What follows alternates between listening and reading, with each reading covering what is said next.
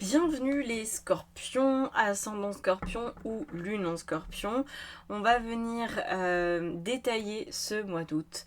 Donc, qu'est-ce qui se passe déjà à la fin du mois de juillet, enfin vers la fin du mois de juillet et le début du mois d'août? Vous devriez être dans des énergies placées sous le signe de la roue de fortune, du 9 d'épée et du 9 de coupe. Bon, d'accord. Il y a beaucoup de remises en question, semble-t-il. La roue de fortune n'ayant absolument rien à voir avec la fortune et avec la chance, mais c'est plutôt un nouveau cycle qui cherche à redémarrer. Moi, j'ai pas l'impression que ce soit franchement là, mais en tout cas, vous devriez vouloir quelque chose. Peut-être que ça pédale encore un petit peu dans la semoule. On a deux énergies qui s'affrontent. On a ce 9 d'épée, ce 9 de coupe. Alors, l'énergie du 9, elle pousse au cheminement personnel, elle pousse à la réflexion. Et apparemment, vous êtes en train de vous demander qu'est-ce qui peut vous permettre de garantir votre bonheur. Qu'est-ce qui peut vraiment vous aider? Et je pense qu'une partie d'entre vous a déjà commencé à répondre à cette question. Vous savez, dans les grandes lignes, ce qui pourrait le faire. Par contre, le 9 d'épée vous retient. Peut-être que vous savez, par exemple, que votre couple ne fonctionne pas et ne fonctionnera jamais. Mais vous vous dites, c'est trop compliqué de quitter cette personne. Pour X raisons. Ou vous vous dites, pour vraiment être heureuse là maintenant, il me faudrait ce travail-là. Mais vous vous dites, comment je vais pouvoir y arriver? On voit qu'il y a un espèce de quiproquo à l'intérieur parce que vous savez ce qui vous conviendrait, vous savez ce qui fonctionnerait, mais vous ne vous l'autorisez pas parce que vous considérez que c'est trop difficile ou inatteignable ou que ça va être trop complexe dans la mise en œuvre. On a l'as d'épée. Vous êtes en train d'y réfléchir quand même. Hein. Alors, j'espère que vous allez faire plus qu'y réfléchir et que vous allez trouver la solution. Il y en a toujours une. Quand on est mal dans une situation, quand on est désaligné, quand il n'y a vraiment pas d'issue possible, je vous dis pas, hein, là si vous avez rien tenté, tentez quand même de sauver les meubles, mais là j'ai l'impression que vous savez bien que les choses ne vont pas aller en s'arrangeant. Vous vous en doutez, vous le pressentez, vous n'êtes pas à votre aise. Le but du jeu, ça va être de trouver la solution parce que si vous êtes désaligné, les autres le sont aussi. Et ça, c'est quelque chose qui revient souvent dans les accompagnements. J'ai souvent des personnes qui me disent, oui, mais si jamais je change pour quelque chose qui me convient mieux, eh bien, ça va impacter mon entourage, ça va peut-être leur faire un peu de mal, ça va peut-être être difficile pour eux. Non, non, c'est pas vrai. Ça peut être difficile pour leur petit ego, mais ça sera bien mieux pour eux. Et ils vont y trouver du mieux, vraiment. Si vous êtes désaligné, les autres le sont. Si vous êtes aligné, les autres peuvent l'être. Alors évidemment, si, admettons, vous avez été maman au foyer pendant 15 ans et que là, vous vous dites, je vais reprendre un travail parce que je sens que j'en ai envie, j'en ai besoin et en plus, on m'offre une belle opportunité, vous pourriez vous dire, oui, mais du coup, ça va tout changer dans nos habitudes, je me sens peut-être coupable, je me sens peut-être comme une mauvaise mère, je me sens peut-être comme une épouse nulle, etc., etc. Vous pourriez, en fait, considérer que c'est pas suffisamment bien, ou que les autres pourraient vous en vouloir. Alors peut-être que ponctuellement, ils vont avoir du mal à retrouver leur marque, parce que c'est vrai qu'un changement après peut-être une dizaine d'années, faut l'encaisser, il faut s'y faire, c'est sûr. Mais c'est pas pour autant que c'est une mauvaise chose. Le changement, c'est un truc qui est immuable. Quoi qu'il arrive, même si on a l'impression que le soleil, il se lève et il se couche tous les jours, il se lève pas tout à fait au même endroit et il se couche pas tout à fait au même endroit. Ça, vous l'avez remarqué. Voilà, selon quand on est en hiver ou en été, ça se passe pas de la même manière. Il y a énormément de changements. Ils sont toujours là et ils sont très visibles. Et vous êtes dans une boucle de changements qui est de plus en plus visible et vous n'allez pas pouvoir forcément y échapper, voyez. Mais ça vous arrange de ne pas y échapper. Simplement, il pourrait y avoir une appréhension sur la mise en place. Alors, on va regarder pour le mois d'août, quelle est l'énergie dominante? On a la force. Ok. La force qui nous parle de force intérieure. Hein. C'est pas de jouer des coudes ou de mettre des coups de poing. Non. On a quoi par-dessus? On a le pape. Le pape, c'est ce dont je vous ai un petit peu parlé déjà, c'est cette fameuse notion d'alignement. Il y a quelque chose qui vous appelle, il y a quelque chose qui a besoin d'être entendu dans votre personnalité. Vous ne pouvez pas tourner autour du pot forcément beaucoup plus longtemps que le mois d'août. Et puis donc avec cette force intérieure qui nous parle de savoir faire preuve de courage, de dépassement de soi, de dépassement de ses propres peurs pour aller chercher la vie qui vraiment va vous mettre en joie et pas avoir un reliquat un petit peu... Bon, allez, ça passe quoi, mais c'est pas génial, vous voyez ? Alors qu'est-ce qui va vous aider là-dedans à vous aligner ? On a le 8 d'épée, on avait le 9 avant là, bon. Et on a quoi sur le 8 d'épée ? On a l'ermite. Quand je vous ai dit que on était déjà dans l'énergie du 9, avec le 9 d'épée et le 9 de coupe, que vous étiez dans un chemin de cheminement, enfin dans un chemin de cheminement, ça fait un petit peu redondant ça, mais dans une... il y a un besoin en fait de vous trouver, de savoir ce que vous voulez et de le mettre en place. On voit dans ce qui va vous aider que vos peurs, vous n'allez pas pouvoir les éviter. Et ça va être aidant de vous confronter à vos peurs. S'il y a bien une bataille à mener pour ce mois d'août, c'est ça. L'ermite, lui, il n'a pas peur d'avoir peur. C'est quelqu'un qui initie les choses. Il a compris quelques trucs, il n'est pas complètement débile, et en plus, il se dit... J'ai suffisamment de lumière en moi pour avancer, j'ai suffisamment de connaissances sur qui je suis pour avancer. Donc apparemment vous êtes là-dedans, vous savez quand même bien, vous allez savoir au mois d'août un peu plus précisément les choses qui vous correspondent. Et vous allez devoir y aller avec votre petite lanterne comme cette ermite. La lanterne, elle va venir éclairer ce chemin qui peut être pavé de peur, d'appréhension, de doute, d'inconnu, tout simplement. Tout ce qui est inconnu peut faire peur, mais c'est pas parce que vous allez avoir peur que vous allez être sidéré, en état de choc, incapable de bouger. Ok ? Il n'y a rien de traumatisant dans ce qui vous attend, par contre, il faut vous mettre en chemin et considérer que la peur est une composante essentielle du chemin. Il y a plein de gens, je sais pas pourquoi, je sais pas d'où ça vient ce truc, si c'est une forme de croyance qui est répandue dans certaines familles ou quoi ou qu'est-ce, mais alors je trouve ça lourd au possible. Il y a plein de personnes qui se disent si je veux changer, il faut déjà que j'ai pas peur de changer. Mais non! Ça, c'est le genre de croyance qui tétanise en fait. C'est vraiment quelque chose de complètement faux. En plus, c'est faux. Parce que vous le savez vous-même que c'est faux. Il y a forcément un truc où vous avez été, ne serait-ce que de passer le bac, par exemple, ou de passer le permis, ce genre d'examen.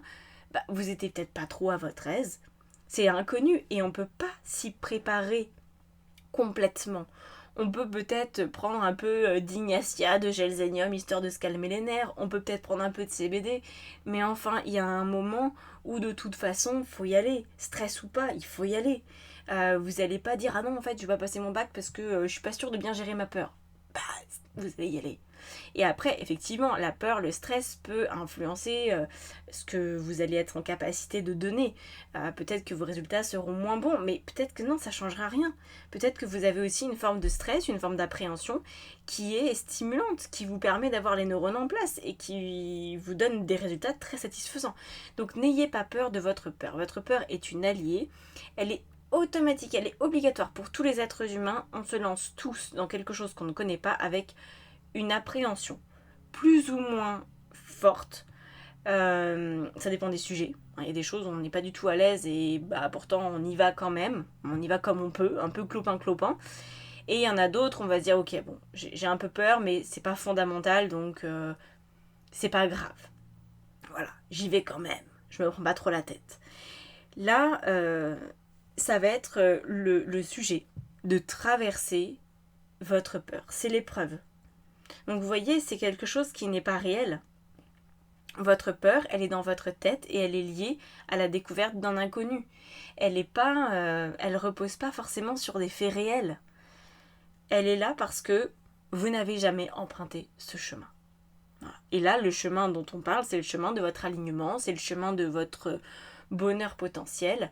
Et c'est quelque chose qu'apparemment vous ne maîtrisez pas encore, ou pas suffisamment, d'où la nécessité de vous préoccuper de ce truc-là au mois d'août. Voilà, vous aurez peur et tant mieux, j'ai envie de dire. Parce que quand on n'a pas peur d'un truc nouveau, ça veut dire qu'on s'en fout. Quand on n'a aucune appréhension, quand on se pose aucune question, franchement, est-ce que c'est vraiment le bon chemin? On pourrait s'interroger. Ça pourrait vouloir dire que ça n'a aucune valeur à vos yeux. C'est un peu comme la personne qui justement va passer son bac en mode je m'en foutiste. De toute façon, que je l'ai pas, ça change rien à ma vie. Du coup, là, on est sur quelque chose qui peut changer votre vie. Donc c'est normal que vous ayez une appréhension, voire beaucoup de peur. Ok? Alors, on va venir détailler. Donc au niveau relationnel, on a quoi? On a un 4 de coupe. Au niveau professionnel, une reine de coupe. Et au niveau, dis donc,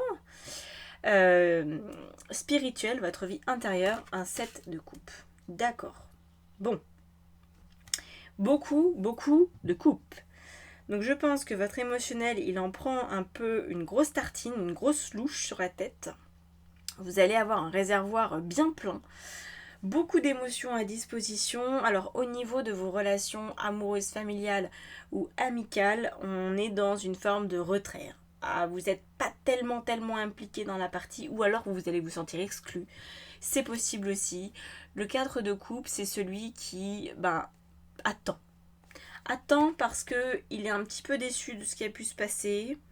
Donc il donne pas forcément beaucoup de signes de vie. On est dans une situation relationnelle qui peut être un petit peu compliquée à avaler. Vous avez peut-être souffert, vous avez eu l'impression de porter beaucoup. Donc là, vous vous dites, bon, on va attendre en fait. On va pas aller là-dedans, on va pas s'engager plus, on va pas forcément donner de signes de vie, on va pas forcément répondre rapidement aux messages. Il y a cette idée-là parce que pour l'instant, c'est un petit peu trop lourd pour vous avec le 10 de bâton. Vous avez peut-être la sensation de porter des poids qui ne sont pas les vôtres, ou alors la présence de certaines personnes réveille des poids que vous avez et qui ne sont pas encore traités. Ok? Au niveau pro, donc une reine de coupe. Qu'est-ce qu'on a par-dessus? L'empereur. Ah! D'accord. Donc là, vous allez avoir besoin de vous sentir au clair dans votre situation professionnelle, ce qui est loin d'être simple. Vous allez, je pense, avoir envie de vous stabiliser, d'avoir quelque chose qui peut vous convenir et, comme l'empire d'un empereur, pouvoir durer. Donc, j'ai pas la sensation que vous puissiez ne rien faire au niveau pro, même si on est sur un mois d'août et que parfois ce moment est plus calme. Pour vous, ça va peut-être être des questionnements, encore une fois, ça va peut-être être ok, qu'est-ce que j'aime faire dans mon métier actuel? Qu'est-ce qui est vraiment devenu trop compliqué? Qu'est-ce que j'ai envie de stabiliser? Qu'est-ce que j'ai envie de poursuivre? Qu'est-ce que j'ai envie d'arrêter? Pour moi, il n'y a pas de vrai passage à l'action au mois d'août. On est plus sur des réflexions, mais sur des réflexions qui vont quand même pouvoir prendre corps rapidement, une fois le mois d'août passé. Donc vous n'allez pas chômer non plus. Peut-être que dès le mois d'août, vous allez envoyer un mail à votre patron, à votre patronne en disant voilà, pour la rentrée, j'aimerais bien que tu me confies tel ou tel dossier. Enfin, vous pourriez être assez proactif, désirer quelque chose en tout cas de plus charnu. J'ai l'impression que c'est pas forcément que vous vous ennuyez, c'est que vous n'avez pas assez à vous mettre sous la dent. Peut-être que le travail, vous le faites trop vite, ou qu'il est insipide, que tous les jours se ressemblent. Vous voyez? Il y a vraiment une recherche, en tout cas avec cette reine de coupe, d'être plus à l'aise, plus en confiance, d'être dans un climat aussi plus bienveillant et que ça puisse durer. Voilà. Au niveau de votre vie donc intérieure, on a un 7 de coupe. Alors ça, il n'est pas forcément bienvenu là-dedans parce que alors heureusement, ok, on a quand même un roi de bâton, c'est bien, ça atténue le problème du 7 de coupe. Parce que le 7 de coupe, c'est je sais ce que je veux, je sais ce qui me rend heureuse et du coup je le veux maintenant. C'est un côté très idéaliste, parfois on peut se perdre avec un 7 de coupe. Donc, pardon, je me suis étouffée, j'ai mis en pause. Ce qui va être important, c'est de bien réfléchir effectivement à ce que vous voulez, mais à ne pas être trop dans l'action, parce que j'ai l'impression que vous avez un idéal, mais qu'il y a quand même pas mal d'étapes jusqu'à la concrétisation de tout ça. Et qu'au mois d'août, vous n'allez pas pouvoir tout faire. Donc ça sert à rien par exemple, de bondir parce que votre chef va vous répondre à ce mail en disant oui, bon, on veut bien te confier un nouveau dossier, mais ça serait peut-être pas avant le mois de décembre. Ne bondissez pas. Ça ira, ça sera bon pour décembre, ça sera bon pour plus tard, c'est pas grave. Faut pas que votre côté idéaliste veuille, soit dans une ultra exigence. Parce que c'est pas parce que vous vous rendez compte maintenant que vous voulez autre chose que vous êtes prêt à l'accueillir. Faudra certainement un temps, donc acceptez ça et ne soyez pas trop exigeant envers les autres par rapport à la réalisation de vos propres désirs. Je pense vraiment que vos désirs ne peuvent pas être complètement entendus là maintenant au mois d'août. Ça aura besoin de plus d'espace. Il n'y a pas... ne mettez pas le couteau sous la gorge à qui que ce soit, ne soyez pas vindicatif, et essayez d'avoir de la patience, même si pour vous, là, les choses pourraient vous apparaître très clairement. Vous pourriez vraiment vous dire, ça y est, j'ai compris, j'ai pigé, et là je m'aligne, et ça va marcher comme ça, et je veux ça, et... très bien. Mais chaque chose en son temps quand même. D'ici la fin du mois, à quoi vous pourriez prétendre ? 4 de bâton. Très bien. Ça c'est pas mal parce qu'on est quand même sur une stabilité, vous devriez retomber sur vos pattes et on a une reine d'épée. Donc il y a quand même des choses qui vont valdinguer, mais c'est des choses qui appartiennent à votre passé. Et c'est comme ça, je pense que vous allez pouvoir accueillir les prochains changements, notamment au niveau pro, voire perso aussi. Là, on nous indique avec la reine d'épée que vous allez mettre un coup d'arrêt à certaines choses, je pense certaines relations surtout, ou habitudes, mais moi je sens beaucoup de relations. Vous allez arrêter de vous en préoccuper. C'est vaste, hein. Mais il y a vraiment des trucs où vous allez arrêter de mettre votre grain de sel. Vous allez arrêter de penser à certaines personnes. Vous allez arrêter de faire de la place à certaines personnes. Vous allez sentir qu'en fait, c'est plus du tout nécessaire de nourrir autant de liens, ou alors de cette façon-là. Repose. Ce qui, moi, je trouve intéressant, c'est ce 4 de bâton en dessous. Parce que vous allez quand même, comme je disais, retomber sur vos pattes quand vous aurez mis un terme à certaines choses de votre passé qui étaient encore beaucoup trop présentes. Et c'est pour ça que vous ne pouvez pas avoir une exigence trop importante vis-à-vis des autres et même vis-à-vis de vous-même. Que les mois vont être décisifs à partir de maintenant. Et vous ne pourrez pas tout avoir au mois d'août parce que vous n'aviez pas fait le boulot. Il y avait encore des choses qui étaient beaucoup trop en suspens, des histoires qui n'étaient pas réglées, du tri qui n'était pas fait, du ménage à plusieurs niveaux, mais surtout relationnel de votre vie, qui était en attente comme ça, les dossiers ouverts, qu'est-ce qu'on fait ? On va encore laisser ça. Ben non, là vous avez compris. Parce que vous allez explorer vos peurs, parce que vous allez vous rendre compte qu'en fait vous n'avez pas à avoir peur de ces relations-là, vous n'avez pas à avoir peur de laisser tomber, vous pouvez y aller, vous pouvez vous autoriser autre chose, une nouvelle façon de vivre. Donc là, la thématique centrale, c'est la gestion de la peur et de cheminer malgré ça. Et dites-vous bien que tous les humains, tous, on est tous logés à la même enseigne. Dès l'instant qu'on veut changer quelque chose, on a peur. Et c'est la gestion des émotions, pas que de la peur, mais la gestion des émotions qui fait la différence. Voilà, donc je vous souhaite de bien gérer vos émotions et de bien cheminer en vous-même. Voilà, je vais vous laisser là-dessus.